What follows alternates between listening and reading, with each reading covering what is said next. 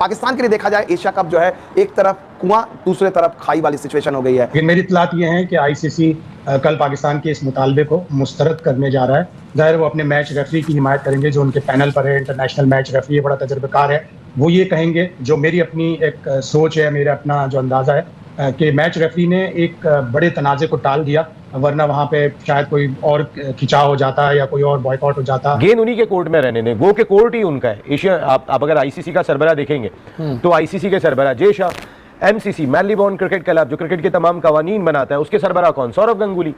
तो हर जानिब तो इन्हीं के लोग बैठे हुए। हम अपील कर किससे रहे? हम ऐसा लग रहा है कि दीवार पे सर मार रहे हैं। अब पाकिस्तान के बारे में यह कहा जा रहा है कि वो इतने बैकफुट में हैं कि यूएई के खिलाफ आखिरी मैच खेलने से भी हिचक रहे हैं। उन्हें इस बात का डर सता रहा है कि यूएई के खिलाफ जो मुकाबला है वो करो या मरो वाला हो गया, यानी अगर वो यूएई के साथ हार जाते हैं तो पहले ही दौर से उनकी छुट्टी हो जाएगी। जब पाकिस्तान क्रिकेट बोर्ड जवाब देगा ना इंडिया को, तो फिर इंडिया को पता चलेगा और उन्हें क्या किया है। क्योंकि इंडिया के जो टीम के कोच हैं गौतम गंभीर साहब, वो भारतीय जनता पार्टी के साथ एसोसिएट रहे हैं। कैसे घिनौने लोग हैं ये पाकिस्तानी जो आज रोना धोना मचा रहे हैं कि इंडिया ने हाथ नहीं मिलाया, स्पोर्ट्समैन स्पिरिट नहीं दिखाई तो हम पहुंच गए कहां? आईसीसी जाएंगे। पहले तो तुम्हारा पियो जयशा बैठा हुआ आईसीसी में, मुंह पे तुम्हारे लात मार के तुम्हें निकालेगा। सेकेंडली, तुम लोग कितने गंदे और गलीज और घिनौने लोग हो कि तुम स्पोर्ट्समैन स्पिरिट की बात करते हो। कहां गई थी स्पोर्ट्समैन स्पिरिट जब तुम्हारा फहीम जब लगा रहा था ऑपरेशन सिंदूर की स्टोरी? अब आईसीसी का कौन हेड है? जयशाह कौन है? अमित शाह का बेटा। सो जयशाह जो है अगेन आईसीसी उनके पास है। अब इसमें एक तो हाथ ना मिलाना है या मिलाना, वो मैंडेटरी नहीं है, वो किसी बाय लॉ या लॉ का हिस्सा नहीं है, वो आईसीसी के किसी लॉ में नहीं आता। तो ये कोई वायलेशन नहीं है। ये आईसीसी का ऊपर सारी चीज जाती है और आईसीसी को बहुत स्ट्रांगली है ना अब आना पड़ेगा और इसका हिसाब किताब करना पड़ेगा, वरना ये चीजें आगे जाती जाएंगी और ये चीज क्रिकेट के लिए अच्छी नहीं है।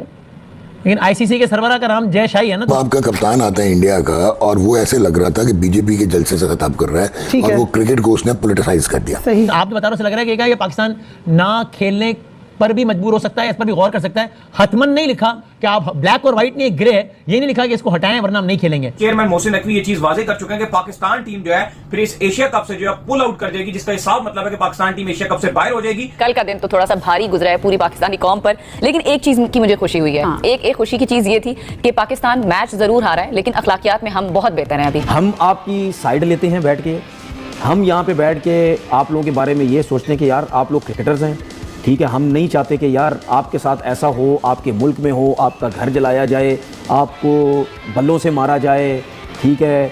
आपको अगर आप पाकिस्तान से हार जाते, हम यहाँ तक कह रहे थे कि यार अगर आप पाकिस्तान से हार जब से टीम इंडिया के खिलाफ जो रविवार को मुकाबला हारा है उसके बाद से पाकिस्तान क्रिकेट में भूचाल आ गया। आपको लगातार हम बोल रहे हैं कि किस तरह से स्काई शेख ने पूरी तरह से पाकिस्तानी क्रिकेट के सिस्टम को हिला दिया है। और अब पाकिस्तान के बारे में यह कहा जा रहा है कि वो इतने बैकफुट में हैं कि यूएई के खिलाफ आखिरी मैच खेलने से भी हिचक रहे हैं। उन्हें इस बात का डर सता रहा है कि यूएई के खिलाफ जो मुकाबला है वो करो या मरो वाला हो गया, यानी अगर वो यूएई के साथ हार जाते हैं तो पहले ही दौर से उनकी छुट्टी हो जाएगी। बहुत सारे लोग सोच रहे हैं कि अरे पाकिस्तान की हालत ऐसी है कि यूएई के खिलाफ भी हार सकते हैं। बिल्कुल हार सकते हैं। अगर आपने हाल में ट्रायंगुलर सीरीज देखी थी जिसमें यूएई, अफगानिस्तान और पाकिस्तान खेल रहे थे, तो यूएई ने बेहतरीन खेल दिखाया था, पाकिस्तान को काफ़ी पुश किया था। भूलना नहीं चाहिए यूएई के कोच हैं लालचंद राजपूत जो भारतीय हैं, और इससे बेहतरीन मौका नहीं है कि पाकिस्तान अभी एक पंच उनको लगा है, दूसरा पंच भले यूएई की टीम हो लेकिन भारतीय कोच के जरिए उनको एक और पंच मिले, और यही बात पाकिस्तान को सता रही है। पाकिस्तान के लिए देखा जाए एशिया कप जो है एक तरफ कुआं दूसरे तरफ खाई वाली सिचुएशन हो गई है। अगर वो खेलते हैं यूएई के खिलाफ आखिरी मैच और अगले दौर में पहुंचते हैं तो अगले दौर में भी सुपर 4 में भी भारत के साथ एक बार पिटाई पूरी तरह से मुमकिन दिख रही है। वहां पर भी जीतते हैं तो फिर फाइनल में भारत के साथ मुकाबला मोस्ट लाइकली, भविष्यवाणी तो कुछ नहीं की जा सकती है। तो ये सारी चीज़ें अब पाकिस्तान को पता है कि अगर एशिया कप में ऑपरेशन सिंदूर के बाद और ख़ासतौर पर पहले मैच के बाद जो सूर्य कुमार यादव ने किया, लगातार 3 मैच हारना न सिर्फ पाकिस्तान की पूरी टीम को बदल देगा, टी20 क्रिकेट की पीसीबी की हालत खराब हो जाएगी और क्या भूचाल आएगा नोबडी नोस, क्योंकि ऑलरेडी एक मैच हारने के बाद ही उनके बड़े क्रिकेट के बड़े अधिकारी के इस्तीफे की खबरें भी आ रही है। मेरी इत्तलात ये है कि आईसीसी कल पाकिस्तान के इस मुतालबे को मुस्तरद करने जा रहा है। ज़ाहिर वो अपने मैच रेफरी की हिमायत करेंगे जो उनके पैनल पर है, इंटरनेशनल मैच रेफरी बड़ा तजर्बेकार है। वो ये कहेंगे, जो मेरी अपनी एक सोच है, मेरा अपना जो अंदाज़ा है कि मैच रेफरी ने एक बड़े तनाज़े को टाल दिया, वरना वहाँ पे शायद कोई और खिंचाव हो जाता या कोई और बॉयकॉट हो जाता पाकिस्तान की तरफ से, तो उन्होंने एक तरह से उसको टाला। लेकिन पाइक्रॉफ्ट से गलती ये हुई कि अगर उन्हें कन्वे कर दिया गया था कि ये हाथ नहीं मिलाएंगे तो मैच से पहले, टॉस से पहले, कैमरास पर आने से पहले ये सलमान आगा को बता देते ताकि ये कंट्रोवर्सी या पूरी दुनिया ने जो देखा उनका अमल वो ना होता। पाकिस्तान को मुत्तला नहीं किया गया था पाकिस्तानी कप्तान को कि इन्होंने ये फैसला कर लिया कि हैंडशेक नहीं होगा? बिल्कुल, टॉस के वक्त उन्हें एक तरफ ले जाके कहा और इसीलिए सलमान आगा के लिए काफ़ी शॉकिंग था कि टॉस पे यूजुअली टीमें खेल की रूह के बिल्कुल मुताबिक हाथ मिलाते हैं। जो टॉस जीतता है वो भी, जो हारता है वो भी हाथ मिलाकर और फिर कमेंटेटर्स की तरफ जाते हैं ताकि अपना बताएं कि हम बैटिंग करेंगे या बॉलिंग करेंगे। और अच्छा हंसी मजाक हमने पूरी ट्राई सीरीज में राशिद खान और सलमान आगा और मोहम्मद वसीम के दरमियान देखा, तो उनके लिए शॉकिंग था। और अब आईसीसी का कौन हेड है? जेशा कौन है? अमित शाह का बेटा। सो जेशा जो है अगेन आईसीसी उनके पास है।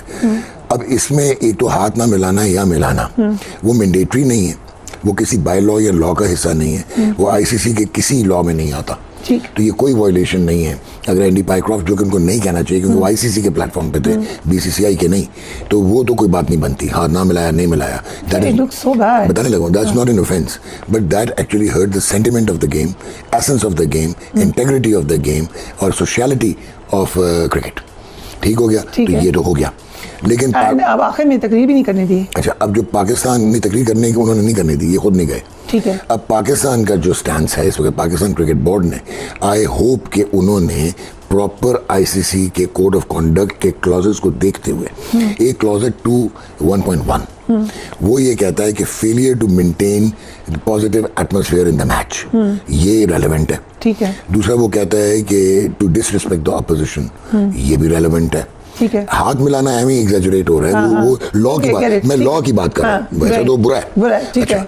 अब उसमें ये दो चीजें आ गई। अब आपका कप्तान आता है इंडिया का और वो ऐसे लग रहा था कि बीजेपी के जलसे से खिताब कर रहा है और वो क्रिकेट को उसने पॉलिटिसाइज कर दिया। सही। अब इसमें 2.4 एक क्लॉज है आईसीसी के कोड ऑफ कंडक्ट का, जो ये कहता है कि जिसमें, अगर आपको याद हो, Usman Khawaja Australia versus Pakistan test match में उन्होंने वो ब्लैक आर्म बैंड या जूते पे कुछ लिखा हुआ था कि ऑल लाइव्स मैटर, तो उनको 25% पेनल्टी हुई थी। ये आईसीसी का ऊपर सारी चीज जाती है और आईसीसी को बहुत स्ट्रांगली है ना अब आना पड़ेगा और इसका हिसाब किताब करना पड़ेगा, वरना ये चीजें आगे जाती जाएंगी और ये चीज क्रिकेट के लिए अच्छी नहीं है। लेकिन आईसीसी के सरबराह का नाम जय शाही है ना, तो कोई उम्मीद है क्या वहां से? नहीं, लाजिम आता है कि अभी तो कुछ ऐसी बात नहीं हुई है, मगर कभी आती है तो डेफिनेटली स्टैंड लेना पड़ेगा। और क्रिकेट जो है फिर आपके ख्याल में जावेद भाई मैचेस नहीं खेलने चाहिए पाकिस्तान को अगर आईसीसी मुतालबा नहीं माने तो, या खेलने चाहिए, एहतजाज रिकॉर्ड करवा के खेल लेना चाहिए? नहीं, रिकॉर्ड तो जरूर कराना चाहिए और फिर देखना चाहिए कि क्या है क्या, क्योंकि अभी वाज़ेह तौर पे चीज नहीं आ रही है। अगर वाज़ेह समझ आ जाती है, पता हो जाती है, तो आप डेफिनेटली लेट्स सी कि अभी आगे क्या होता है। शाहिद भाई, ये खत के मंदरजात में, यानी कि क्योंकि अगेन मैंने जिस तरह कहा कि मैं आज नहीं तैयारी कर सका, उस तरीके से मैंने बाकायदा पढ़ा नहीं है, उसमें बहरहाल ये मार्जिन है, यानी एक होता है ना, जैसे आप बता रहे हो, लग रहा है कि क्या ये पाकिस्तान ना खेलने पर भी मजबूर हो सकता है, इस पर भी गौर कर सकता है। हतमन नहीं लिखा कि आप ब्लैक और व्हाइट नहीं, ग्रे है, ये नहीं लिखा कि इसको हटाएं वरना हम नहीं खेलेंगे। हेलो फ्रेंड्स, एक और नए वीडियो में आप लोगों का स्वागत है। हमने देखा कि भारत और पाकिस्तान के बीच का मैच बहुत ही कंट्रोवर्शियल मैच रहा, जहां पे सूर्य कुमार यादव ने टॉस टाइम पे पाकिस्तान की प्लेयर से हैंडशेक नहीं किया। उसके बाद में पाकिस्तान की परफॉर्मेंस भी ऐसी नहीं रही और इंडिया ने बहुत ही इजी तरीके से मैच को जीत लिया। कुलदीप यादव का परफॉर्मेंस शानदार रहा। अभिषेक शर्मा ने शाहिद शाह आफरीदी को बहुत ही बढ़िया शॉट लगाए हैं। सूर्य कुमार यादव अपने बर्थडे के दिन पे बहुत अच्छा परफॉर्मेंस दिया है और इसी तरह से इंडिया ने सिंगल हैंडेडली ये मैच जीत लिया। उसके बाद में इंडिया का कोई भी प्लेयर पाकिस्तानी प्लेयर से हैंडशेक नहीं करने गया, तो ये बात को लेकर पाकिस्तान में बवाल मच गया और उन लोगों ने फिर वो कहा कि भाई हम एशिया कप को बॉयकॉट करेंगे। तो उनकी औकात तो है नहीं कि वो एशिया कप को बॉयकॉट कर सके, क्योंकि अगर वो एशिया कप को बॉयकॉट करेंगे तो एक बड़ी अमाउंट खो देंगे और वो लोग, इतनी बड़ी अमाउंट उनके लिए है कि वो नहीं खोना चाहते हैं। तो फिर उन्होंने एक नाटक शुरू किया और उन्होंने क्या किया कि भाई ये मैच रेफरी को हटा दो, अगर आप मैच रेफरी को नहीं हटाओगे तो हम एशिया कप बॉयकॉट करेंगे। और वो मैच रेफरी है एंड्री रॉयक्रॉफ्ट, जो जिम्बाब्वे का है। मतलब कुछ भी यार, मतलब आपके प्लेयर परफॉर्मेंस नहीं कर रहे हैं, वो परफॉर्मेंस नहीं दे पा रहे हैं, आप अपनी नाकामयाबी को छुपाने के लिए आप किसी पे भी इंजाम डाल रहे हो। कभी बोल रहे हो इंडिया ने ये किया, कभी बोल रहे हो मैच रेफरी की गलती है, पर वो लोग वो नहीं मान रहे कि हाँ हमारे प्लेयर्स के पास स्किल नहीं है। और दूसरा हुआ है ये है कि पाकिस्तान और यूएई के बीच में मैच तो है, उसके पहले यूएई और ओमान का मैच था और उसमें यूएई जीत गया है। अब पाकिस्तान को ये डर सता रहा है कि अगर गलती से मतलब अब यूएई को भी एक जीत चाहिए और पाकिस्तान को भी एक जीत चाहिए। अगर यूएई पाकिस्तान के सामने जीत जाता है तो पाकिस्तान एशिया कप से बाहर निकल जाता है, तो वो मेजर अपसेट हो जाएगा। तो पाकिस्तान को ये डर सता रहा है क्योंकि पाकिस्तान के सिलेक्टर्स को जैसी टीम चाहिए थी वैसी टीम दी है, तो अब उसको वही टेंशन है कि अब हम करेंगे क्या। अगर पाकिस्तान की आवाम को हम क्या जवाब देंगे, बोले कि आपको तो जैसी टीम चाहिए थी वैसे हमने बना के दी है, पर उनके प्लेयर के पास कोई स्किल ही नहीं है। मतलब यूएई ट्राई नेशन की जो सीरीज़ हुई थी उसमें यूएई ने बहुत ही बढ़िया प्रदर्शन किया था पाकिस्तान के सामने, तो बस पाकिस्तान को यही डर सता रहा है। तो इसीलिए उन्होंने आईसीसी में कंप्लेन की है कि भाई ये मैच रेफरी को हटा दो और कोई और मैच रेफरी दो, वरना हम एशिया कप को बॉयकॉट करेंगे। पर आईसीसी ने साफ तौर पर मना कर दिया है कि हम ये मैच रेफरी को चेंज नहीं करेंगे, यही मैच रेफरी रहेगा। क्योंकि बहुत सारी गेम्स ऐसी हो चुकी है जहाँ पे प्लेयर अगर कुछ होता है तो हैंडशेक नहीं करते हैं, तो मतलब वो कोई कंडक्ट नहीं होता है, मतलब वो कोई उसके लिए कोई फाइन नहीं होता है, कोई जुर्माना नहीं होता है, वो प्लेयर्स की अपनी अपनी राय होती है। तो मतलब आपका क्या कहना है फ्रेंड्स, ये जो जब चल रहा है उसमें पाकिस्तान ने अपनी परफॉर्मेंस पे ध्यान नहीं दे रहे हैं, पर सबको है ना, मतलब वो अपनी परफॉर्मेंस नहीं दे पा रहे हैं, इसके लिए वो दूसरों पे एलिगेशन डाल रहे हैं। तो फ्रेंड्स आप लोगों का क्या कहना है, आप अपनी राय कमेंट बॉक्स में ज़रूर दीजिएगा। मिलते हैं एक और नए वीडियो के लिए, तब तक के लिए बाय फ्रेंड्स, जय हिंद।